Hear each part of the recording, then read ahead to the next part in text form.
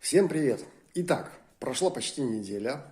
Железобетон с арматурой внутри затвердел. Напомню, толщина всего этого безобразия 3 сантиметра. Поскольку я это делал первый раз в жизни, не обошлось без вот таких вот небольших вот ляпов. Но поскольку это та сторона, к которой будет клеиться плитка, это все прячется плиточным клеем. В общем, все будет замечательно. Полка ляжет вот на вот эти вот опоры. Общим количеством 4 штуки. Сверху будет еще одна полка, которая будет уже.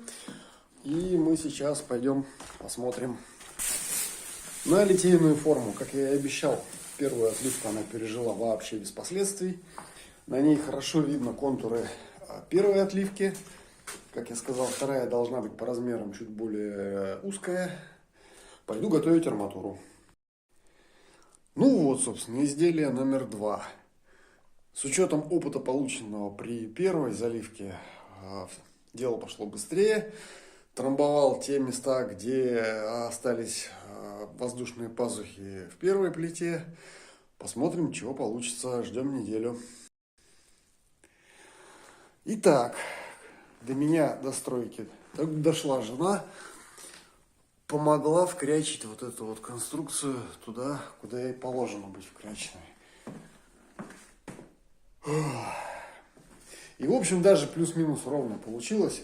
На самом деле, непараллельность с вот той стеной где-то в пределах полусантиметра. Но не все идет просто, не все идет гладко.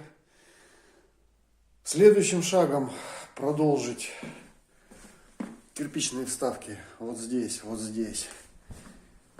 и вот тут. Соответственно, подвести их под верхнюю каминную полку, которая, напомню, в соседнем помещении заливается. Вот она. Практически такая же, как нижняя, только уже. Вот. На этом пока все. Конец этого дня, к сожалению, выдался не очень. Я начал буровить стены для того, чтобы обеспечить подвод воздуха с улицы. Вот.